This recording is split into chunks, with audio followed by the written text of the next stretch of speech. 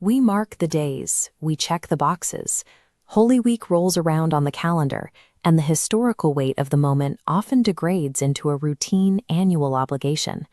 While the world hums along with its usual schedules and distractions, we often default to a comfortable distance, maintaining our lives as usual while the season passes by.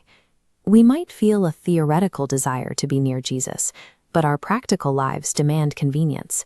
We naturally offer him our leftovers, the bits of time and energy we don't need, rather than our best.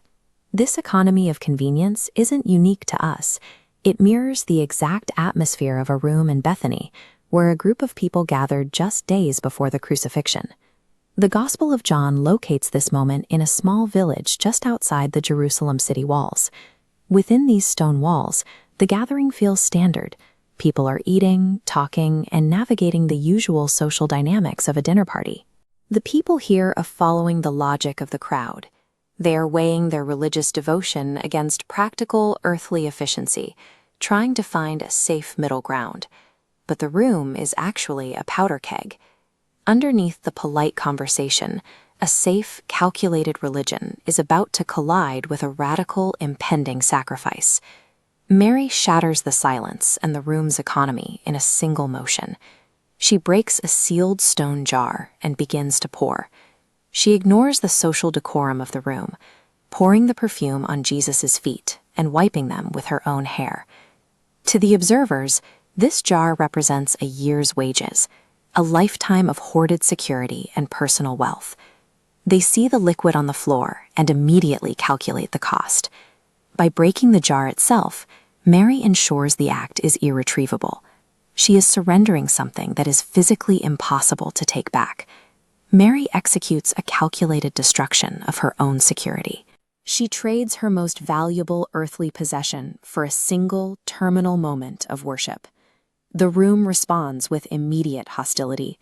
To the calculators, this isn't worship, it is reckless waste. This chart shows the utilitarian math of the room. They argue the perfume should have been sold and the capital used efficiently to aid the poor. But a new variable shatters their equation. Mary is operating on a prophetic intuition that subverts their temporal math.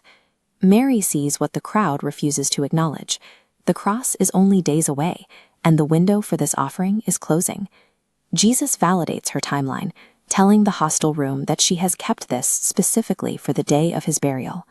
What the world's economy views as foolishness, Jesus recognizes as the only logical response to his impending death.